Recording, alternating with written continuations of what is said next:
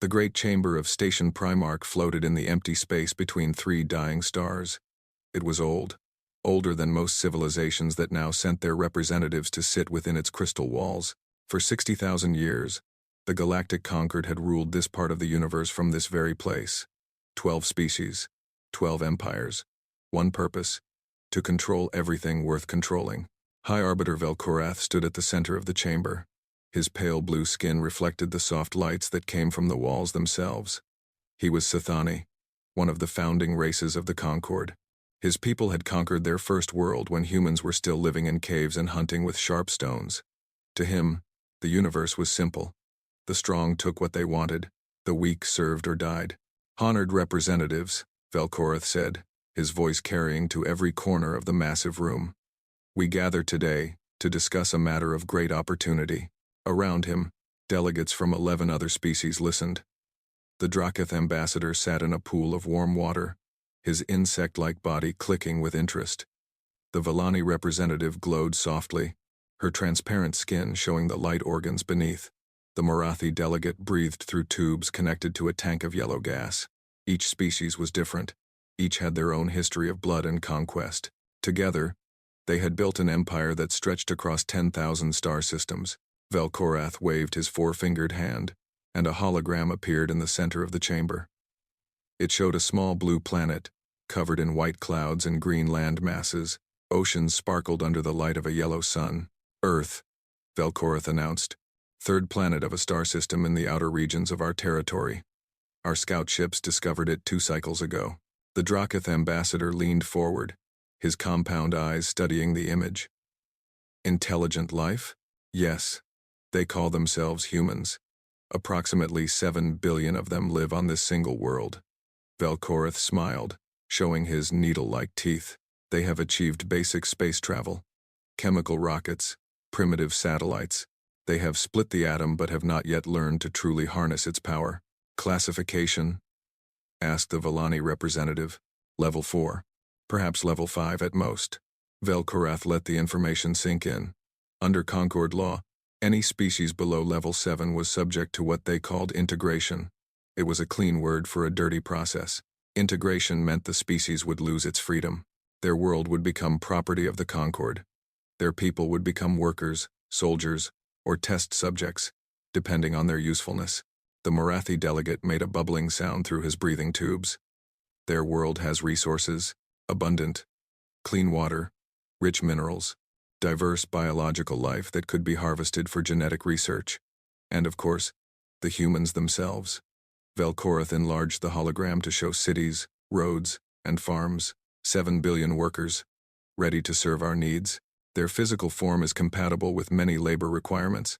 They are also surprisingly creative, which makes them useful for certain types of problem-solving tasks. What resistance can they offer? This question came from Admiral Kethral, who stood in the military section of the chamber. He was also Sithani, a career officer who had led dozens of integration operations. His chest was covered with medals from campaigns against species that had tried to fight back. None had succeeded. Vel'Korath showed images of Earth's military: tanks, fighter jets, aircraft carriers, nuclear missiles sitting in underground silos.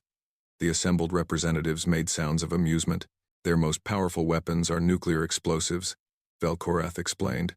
"Effective against their own kind, but useless against our shields. Their fastest vehicles cannot escape their own atmosphere without months of preparation. They have no fleet, no orbital defenses, no understanding of energy-based weaponry." He turned off the hologram. "In simple terms, they cannot fight us. They do not even know we exist." The Draketh ambassador clicked his approval. "An easy conquest, low cost, high reward." "Indeed." Vel'Korath looked around the chamber. "According to our traditions, I call for a vote. All who favor integration of the planet Earth and its human population." One by one, the representatives signaled their agreement. The Draketh, the Vellani, the Morathi, the stone-skinned Gothrak, the telepathic Mindari. All 12 species voted yes. It was unanimous, as Vel'Korath had known it would be. No one in the Concord had ever voted to leave a useful species free. That was not how empires were built. "The motion is carried," Vel'Korath declared. "Admiral Kethral, you will lead the acquisition fleet.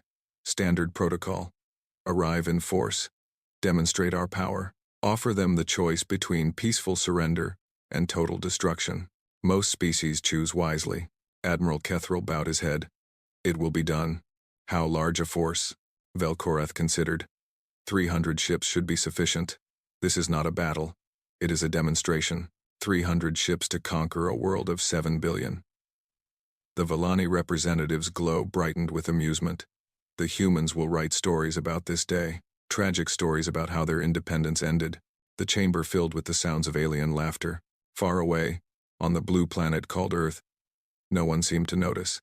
Cities continued their busy existence. Cars filled highways. People went to work, came home, watched television, and slept. The news talked about politics and sports and weather. No one mentioned the alien armada that was being assembled to enslave them. But deep beneath the surface of the Earth, in facilities that appeared on no map, something else was happening. In a bunker located under a mountain in Colorado, screens displayed information that came from sources the public knew nothing about. Men and women in uniforms moved with purpose. Their faces were serious. They had been preparing for this moment for a very long time. Secretary General Marcus Chen stood before the main display. He was 63 years old, with gray hair and tired eyes. He had spent his entire adult life keeping a secret, the biggest secret in human history. Now, that secret was about to become very important. They voted, said a young officer, looking up from her console. The fleet will launch within 2 weeks. Chen nodded slowly. 300 ships, just as we predicted. Sir, should we alert the public? Chen shook his head. Not yet. Panic helps no one. We follow the plan. 80 years of preparation comes down to the next few months. He looked at the screens showing satellite images of Earth, his people, 7 billion lives that the Concord saw as nothing more than resources to be used. They think we're primitive, Chen said quietly. They think we're helpless. They've made that mistake with dozens of species before us. The difference is that we knew they were coming. He turned to face his staff. These were the men and women who had inherited a mission that began before most of them were born. In 1952, a radio telescope had picked up a signal. Not random noise, not natural phenomena. A conversation between 2 alien ships passing through the solar system. That signal had changed everything. For 80 years, humanity had listened. They had learned. They had discovered that the universe was not empty, and that it was not friendly. The Galactic Concord treated younger species the way humans once treated cattle, and humanity had decided, in secret, that they would never be cattle. Begin final preparations, Chen ordered. When that fleet arrives, we will be ready, and we will teach the Concord something they have forgotten. What is that, sir? Asked the young officer. Chen allowed himself a small smile. That sometimes the prey has teeth. In the depths of space, the acquisition fleet began to gather. 300 warships, plasma cannons, troop transports, everything needed to bring another species into the fold of the Concord. They expected no real resistance. They had done this many times before. They had no idea what was waiting for them. The acquisition fleet emerged from hyperspace like a swarm of metal insects. 300 ships of various sizes spread across the darkness. Some were massive dreadnoughts, capable of destroying entire cities with a single shot. Others were smaller cruisers and troop carriers. All of them bore the symbol of the Galactic Concord, 12 stars arranged in a circle. Admiral Kethril stood on the command bridge of his flagship, the Eternal Dominion. Through the viewing window, he could see the distant yellow sun of this system. Somewhere ahead, hidden by the vastness of space, was his target, Earth, a small world filled with creatures who had no idea their lives were about to change forever. Fleet status, Kethril demanded. All ships have completed the jump successfully, reported his second-in-command, a younger Sithani named Velthos. No damage, no stragglers. We are in perfect formation. Kethril nodded with satisfaction. This was his 43rd integration operation. He had conquered worlds with populations far larger than Earth's. He had faced species with better technology and more fighting spirit. None of them had stopped him. This mission would be no different. Set course for the 3rd planet, he ordered. Standard approach speed. I want them to see us coming. Let them understand the size of the force they face. The fleet moved forward as one. It would take several hours to reach Earth at their current speed. Kethral could have moved faster, but he wanted to give the humans time to panic. Fear was a useful tool. A species that was afraid often surrendered without fighting. That made the integration process much easier. As they passed the outer planets of the system, Kethral studied the data his scouts had gathered. Earth's defenses were exactly as reported. Laughable. Their satellites were primitive. Their space stations were barely functional. They had sent a few robots to explore their neighboring planets, but they had no real presence in space. These humans were children playing with toys. "Admiral," said the communications officer, "we are now close enough to broadcast. Shall I send the standard subjugation message?" "Yes. Let them know their masters have arrived." The officer activated the transmission array. The message was simple and direct, translated into the major languages of Earth through data stolen from their broadcast signals. It informed the humans that their planet was now property of the Galactic Concord. It told them to surrender all weapons and prepare for integration. It promised that cooperation would be rewarded and resistance would be punished. Kethral expected panic. He expected confused responses from frightened leaders. He expected perhaps some brave but foolish threats from military commanders who did not understand what they faced. What he did not expect was silence. Minutes passed. The fleet continued its approach. No response came from Earth. "Perhaps their communication technology is too primitive to receive our signal," suggested Velthos. "No." Kethral frowned. "Our scouts confirmed they have global communication networks. They should have received the message instantly." More silence. The Admiral began to feel something he had not felt in decades. Uncertainty. Then every screen on the bridge flickered. Every display in every ship across the entire fleet changed at the same moment. The image that appeared was a human face. Male. Older. Gray hair. Calm eyes. He wore a simple dark suit and sat behind a desk. Behind him, a flag showed a symbol Kethral did not recognize. A blue circle containing the shape of their planet. "This is Secretary General Marcus Chen of the United Earth Defense Council," the human said. His voice was steady. There was no fear in it. "We received your transmission from Station Primarch 6 months ago. We have been expecting you." Kethral's blood ran cold. That was impossible. The Concord's communications were encrypted with technology that had protected their secrets for thousands of years. No species below level 9 had ever broken their codes. "You intercepted our secure channels?" Kethral finally said, finding his voice. "Yes," Chen replied simply. "We have been listening to your communications for quite some time. We know about the vote. We know about your integration protocols. We know what you plan to do to our people." The Admiral recovered his composure. So the humans had some ability with technology. It did not matter. Impressive for primitives. But it changes nothing. You have seen our fleet. 300 warships. Weapons that can turn your cities to glass. You have no ships. No orbital defenses. No way to stop us. "We have something better," Chen said. "A warning." Kethral almost laughed. "A warning? You have one chance to turn your ships around. Leave our system. Never return. If you do not comply within the next 30 minutes, we will defend ourselves." Now Kethral did laugh. The sound was harsh and filled with contempt. Around him, his bridge crew joined in. The idea was absurd. A species that had only just learned to leave their own planet was threatening the greatest military force in the known galaxy. "You threaten us?" Kethral gestured at the tactical display showing his armada. 300 ships, plasma cannons that can crack continents, troop transports carrying 1,000,000 soldiers. "What could you possibly do to stop us?" Chen's expression did not change. 29 minutes. "Is this some kind of joke?" Kethral demanded. "Do you not understand what is happening? Your world is being claimed. Your people will serve the Concord. This is not a negotiation. This is a notification." 28 minutes, Chen said. "I suggest you use the time to scan the moons of your solar system more carefully. Pay special attention to the 6th planet's largest moon, and the ice moon of the 5th planet, and the asteroid belt between the 4th and 5th planets." The transmission ended. The screens returned to normal. Kethral stood in silence for a long moment. His crew watched him, waiting for orders. The Admiral's mind was racing. The human's calm confidence disturbed him more than any threat could. Species facing integration often made brave speeches. They often promised to fight to the last.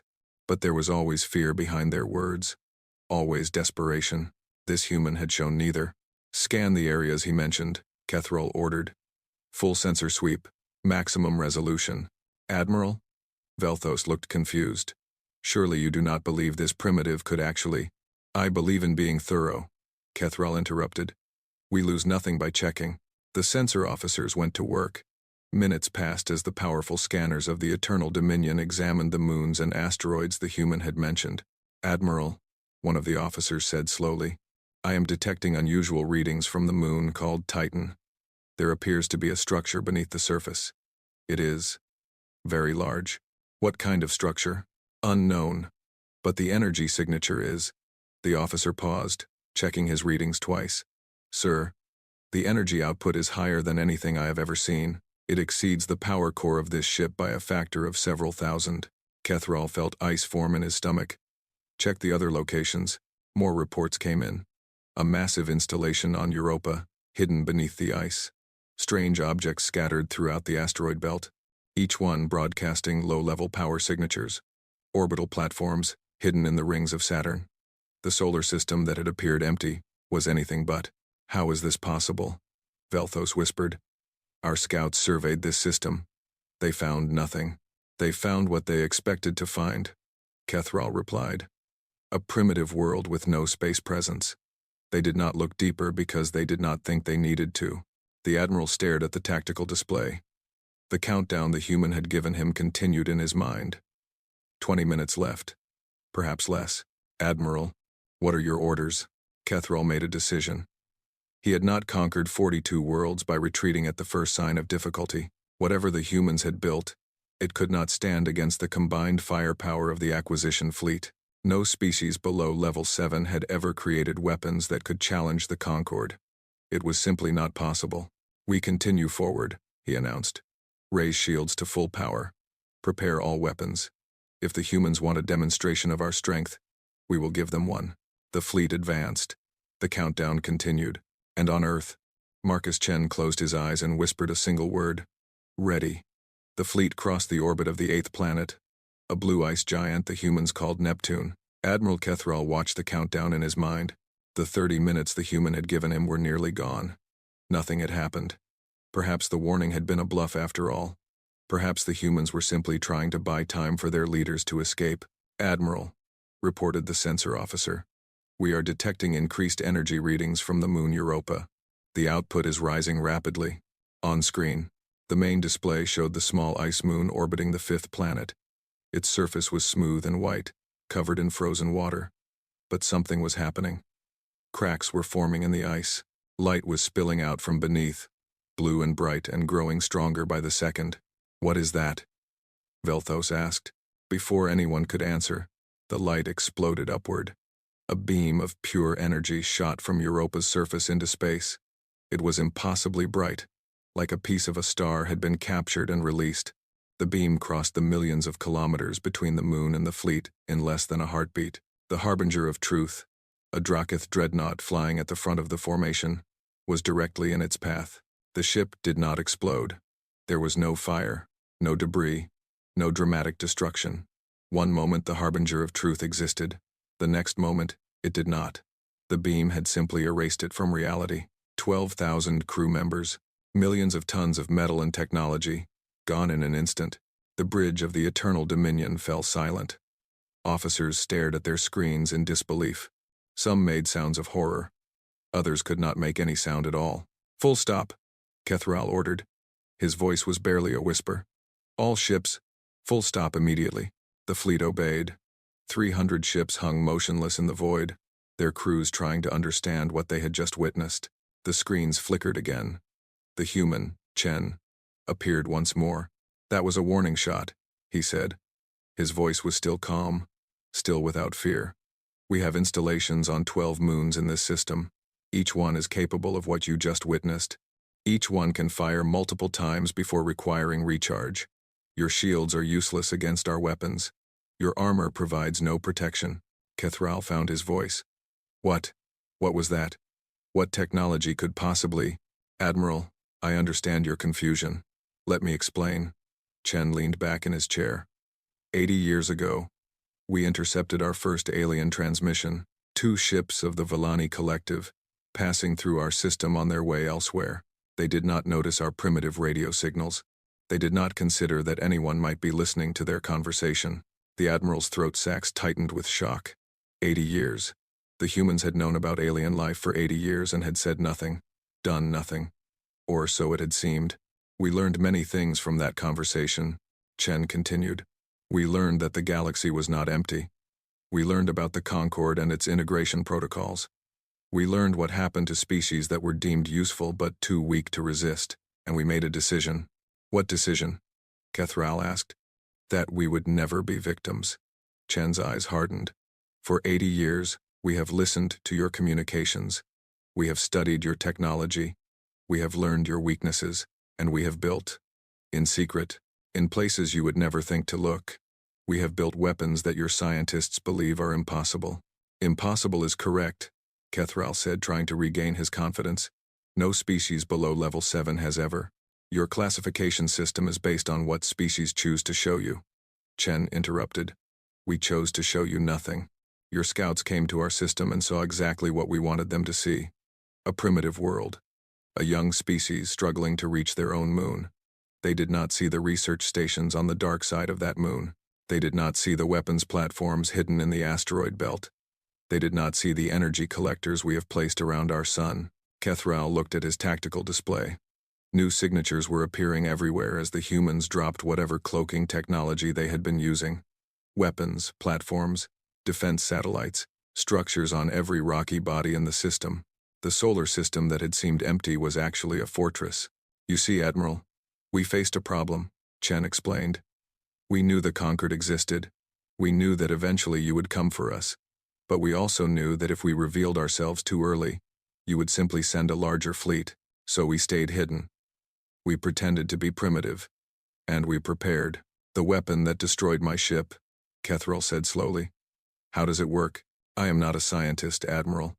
I cannot explain the technical details, but I can tell you that our physicists discovered something that your scientists missed. A way to focus energy that makes your plasma cannons look like children's toys. We call it concentrated stellar extraction. We have been building these weapons for 50 years. Kethral studied the sensor data. His officers had been analyzing the energy signature of the beam that destroyed the Harbinger of Truth. The numbers made no sense. The power output was beyond anything in the Concord's experience. Your dreadnoughts are impressive, Chen continued, but they were designed to fight enemies with similar technology. Enemies who would try to penetrate your shields with plasma or missiles or kinetic weapons. Our weapons do not try to penetrate your shields. They simply deliver so much energy that your shields do not matter. The difference between your strongest ship and a small shuttle is irrelevant when facing our installations. If you could destroy us, why warn us at all? Kethral asked. Why not simply fire on our fleet the moment we arrived? Chen was quiet for a moment. Because we are not murderers, Admiral. We do not take life unnecessarily. Every crew member on your ships is a living being with family and hopes and dreams. We have no desire to kill them. We only want to protect our own people. The Admiral did not know how to respond to this. In his experience, species with superior weapons used them. Power meant dominance. The strong did what they wanted, and the weak suffered. This was the natural order of things. I do not understand, he admitted. You have the power to destroy us. Why offer us the chance to leave? Because destruction is not our goal. Chen leaned forward. Admiral, humanity has watched your Concord for 80 years. We have seen what you do to the species you conquer. We have seen the Korthan reduced to slave labor. We have seen the pale worlds, stripped of every resource. We have seen billions of beings live and die under your integration protocols. That is the way of things, Kethral said. It does not have to be. Chen's voice carried a strange intensity. Admiral, you have a choice to make. You can retreat to the edge of our system and wait while I contact your High Arbiter, or you can attack, and we will destroy your entire fleet. And if we retreat, then we talk. About the future. About change. About what the galaxy could become if species stopped treating each other as resources to be exploited. Kethral looked at the debris field where the Harbinger of Truth had been. 12,000 lives, gone in an instant. His fleet had enough firepower to glass a dozen planets, but against weapons like these, His ships might as well be made of paper. The Concord will not accept this, he said. Even if I retreat, they will send another fleet. A larger one. We know, Chen replied. And we will destroy that one too. And the one after that. Admiral, we have had 80 years to prepare. We have thought about every scenario, every possible response. Your Concord has never faced a species like us. You do not know how to handle an enemy you cannot overwhelm. The Admiral was silent for a long moment. Around him, his crew waited. The other ships of the fleet waited. An entire solar system filled with hidden weapons waited. Finally, Kethral spoke. I will pull back to the outer system. I will contact the High Arbiter. But I warn you, human, the Concord does not negotiate with lesser species. Then perhaps, Chen said with a slight smile, it is time for the Concord to learn that there are no lesser species, only species who have not yet shown their true strength. The transmission ended. Admiral Kethral gave the order to retreat. For the first time in the history of the acquisition fleet, 300 warships turned away from their target without firing a single shot. The age of easy conquest had ended. Something new was beginning. The crystal chambers of Station Primarch had never experienced such chaos. Representatives from all 12 species shouted over each other. Displays flickered with data that none of them wanted to believe. High Arbiter Velkorath stood at the center of the storm, his blue skin pale with shock. This is impossible, screamed the Draketh ambassador, his mandibles clicking with rage. A primitive species cannot possess such technology. The acquisition fleet should have crushed them like insects. And yet the harbinger of truth is gone, replied the Villani representative. Her glow was dim, flickering with distress. 12,000 Draketh crew members, erased, by a single shot from a weapon that our scientists say should not exist. Admiral Kethral stood before the assembly, delivering his report. His voice was steady, but his eyes told a different story. He had faced death many times in his career. He had never faced anything like what he had witnessed in the Sol system. The humans have transformed their entire solar system into a fortress, he explained.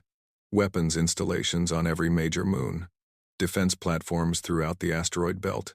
Energy collectors drawing power from their sun. They have been building for decades while we believed them to be primitive. How did our scouts miss all of this? Demanded the Morathi delegate. Because the humans wanted them to miss it. Kethral brought up images on the central display. They showed us exactly what we expected to see. A young species struggling with basic space travel. They hid their true capabilities behind a mask of weakness. For how long? Velkorath asked quietly. At least 80 years. That is when they claimed to have intercepted their first alien transmission. The Admiral paused. They have been listening to our communications for 8 decades. Learning our languages. Studying our technology. Understanding our weaknesses. All while we believed they had no idea we existed. The chamber fell silent. 80 years.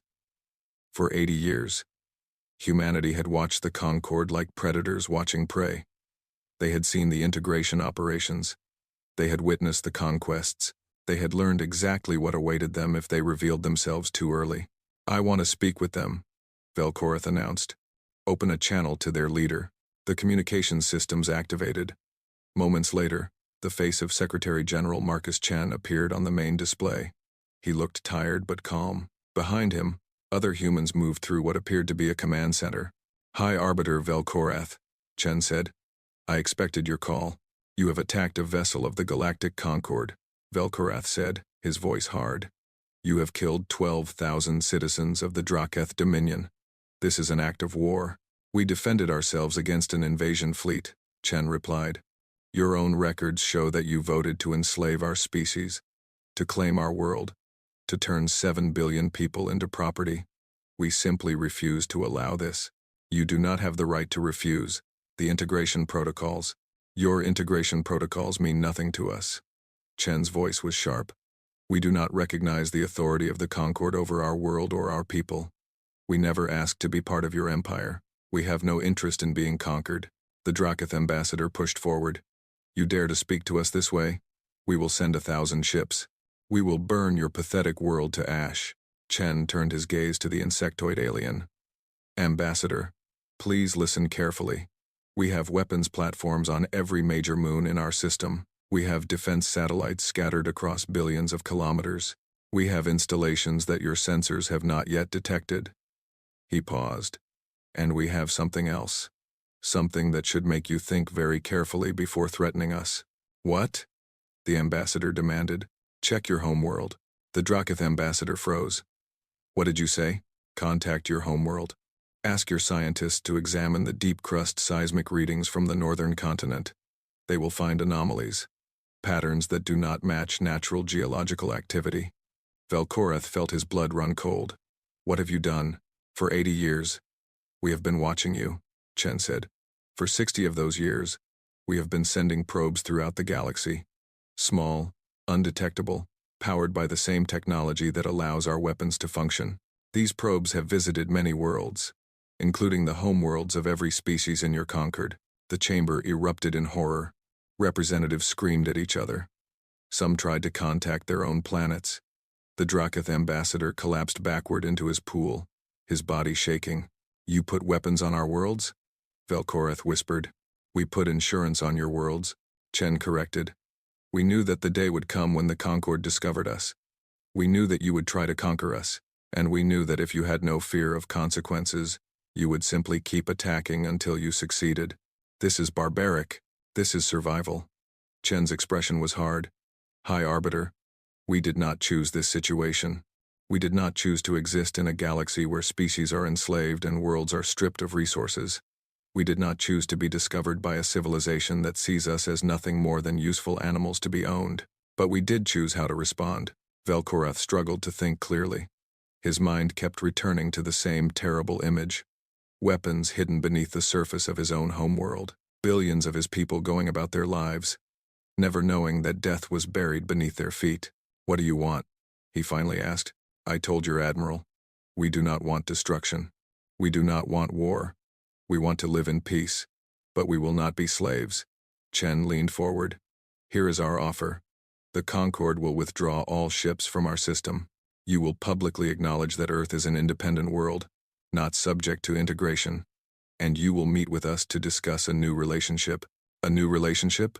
Velkorath laughed bitterly. "You have weapons pointed at our homeworlds and you speak of relationships?" "The weapons are not pointed at your homeworlds," Chen said. "They are insurance. They will never be activated unless you force us to use them. Withdraw your fleet. Acknowledge our independence. Show us that you can be trusted." And the weapons remained silent. The Morathi delegate spoke, his voice bubbling through his breathing apparatus. "And if we refuse? If we decide to destroy your world even at the cost of our own?" Chen was quiet for a moment. "Then we all die. Your worlds, our world. Everyone loses." He shook his head. "But I do not believe you will make that choice. The Concord has survived for 60,000 years because your species know how to calculate costs and benefits. Tell me, High Arbiter, is Earth worth the destruction of your civilization?" Velkorath had no answer. The question was absurd. One small planet was not worth the 12 homeworlds of the Conquered. But the choice was not that simple. If they backed down, other species would learn. Other worlds would realize that the Conquered could be defied. The entire structure of galactic power could collapse. "This is not over," Velkorath said. "We will discuss your demands. But do not think you have won." "I think we have survived," Chen replied. "For today, that is enough. We will wait to hear from you." The transmission ended. The chamber remained in chaos. Representatives demanded action. Some wanted immediate attack. Others wanted to negotiate. The Drakith ambassador simply sat in his pool, staring at nothing, thinking about the weapons buried beneath his children's homes. Velkorath stood alone in the center of the storm. For 60,000 years, the Concord had ruled through superior power. They had never faced an enemy who could strike back at their very hearts. They had never imagined that a primitive species could become so dangerous. The universe had changed in a single day. The age of easy conquest was over.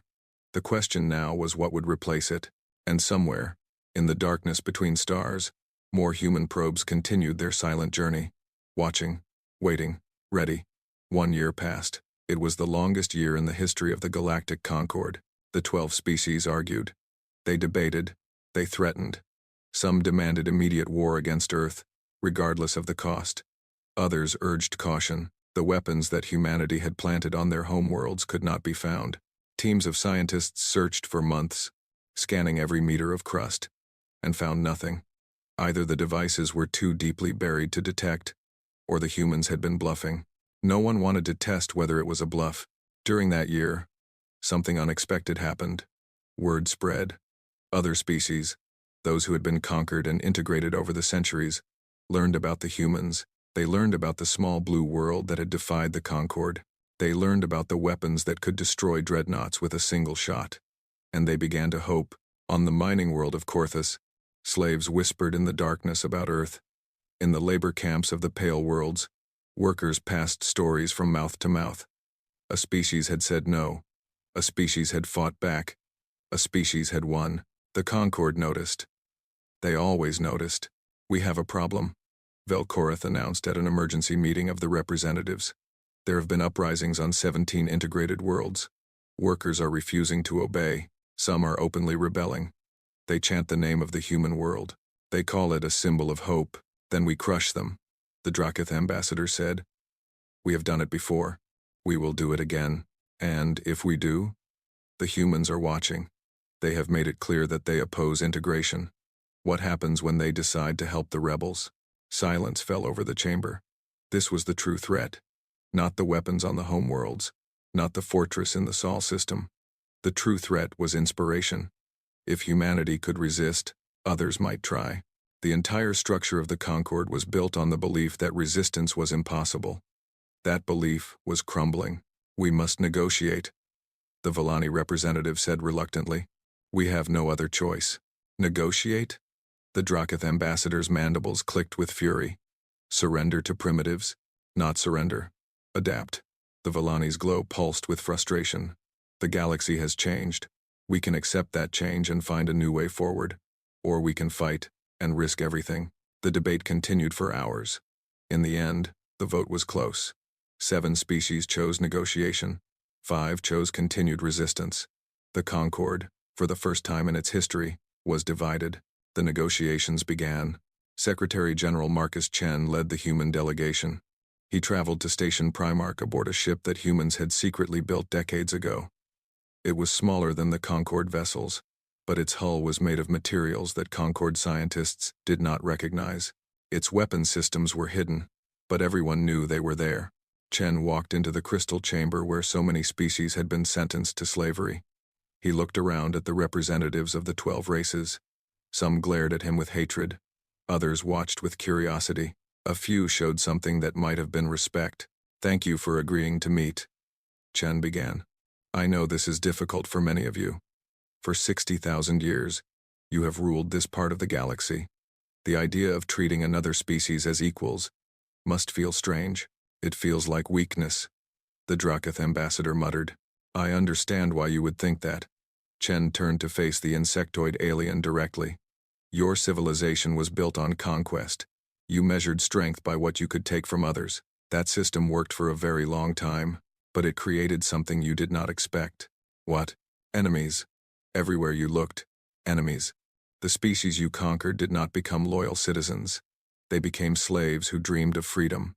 Every world you integrated became a world that might someday rebel. Your empire was built on fear, and fear alone cannot last forever." Chen looked around the chamber. "We offer something different. Not conquest, not submission, partnership, cooperation, trade, an exchange of knowledge and resources that benefits everyone involved." "Pretty words," Velkorath said. "But you have weapons pointed at our homeworlds. That is not partnership. That is threat." "You are correct," Chen nodded. "And I will be honest with you. Those weapons will remain active, not as a threat, but as a guarantee. Trust must be earned. It will take time, perhaps generations, but we are willing to try if you are." The negotiations continued for weeks. Details were argued. Terms were debated. Several times, representatives walked out in anger. Several times, the talks nearly collapsed completely, but in the end, an agreement was reached. It was called the Sol Accords. Under the Accords, Earth was recognized as an independent world. The integration protocols were modified to require consent from any species before they could be brought into the Concord. Existing integrated species were given the choice to remain or to leave. It was not freedom for everyone. The 5 species who had voted against negotiation withdrew from the Concord. They formed their own alliance and refused to accept the accords. They continued their old ways in their own territories. But for the others, things began to change. 50 years after the acquisition fleet retreated from Earth, the galaxy looked very different. The Galactic Concord still existed, but it was smaller. More than half of its former territory had chosen independence. New nations had formed, new alliances had developed, and at the center of it all, a new organization had emerged, the Galactic Federation. It was built on the principles that humanity had championed: cooperation instead of conquest, trade instead of slavery, partnership instead of domination. Not everyone joined. Not everyone agreed. Wars still happened. Conflicts still arose. The galaxy was not suddenly peaceful or perfect, but it was different. Secretary General Chen did not live to see the full results of what he had started. He died at the age of 93, surrounded by family and friends. His final words, according to those who were present, were, "It was worth it." On the day of his death, memorial services were held on 17 worlds. Species that had never spoken to each other before gathered to honor the human who had changed their galaxy. They came not because they were forced, but because they chose to. In the crystal chambers of Station Primarch, a new monument was installed. It showed a small blue planet hanging in space. Below it were words in 12 languages, plus one more, the language of Earth. The words said, "Here began a new age. Let those who come after remember. The strong are not those who conquer, but those who help others rise." High Arbiter Velkorath, now old and gray, attended the dedication ceremony. He had spent 50 years watching the galaxy transform. He had seen his own people learn to trade instead of take, to partner instead of dominate. It had not been easy. Many of his kind had resisted. Some still did. But standing before the monument, he understood something he had not understood on that day when the human had first appeared on his screen. The humans had not defeated the Concord through superior weapons. They had defeated it through superior patience. They had waited. They had prepared. They had refused to become what their enemies expected, and in the end, they had offered something more powerful than any weapon: a different way to live. Velkorath reached out and touched the monument. The crystal was warm under his fingers. "You were right," he said softly, speaking to a human who had been dead for many years. "Fear alone cannot last forever." He turned and walked away. Behind him, the monument glowed in the starlight. Earth, the small blue world that had shaken the galaxy. The species that had spent a century pretending to be prey while becoming something else entirely. Not conquerors, not victims, something new. And in the history books of 100 species, one lesson was taught above all others: never underestimate those who have nothing to lose and everything to protect. Never underestimate the power of hope. Never underestimate humanity. The age of conquest had ended. The age of cooperation had begun. And it had all started with a single warning. From a single world, to a galaxy that had forgotten that the prey sometimes has teeth.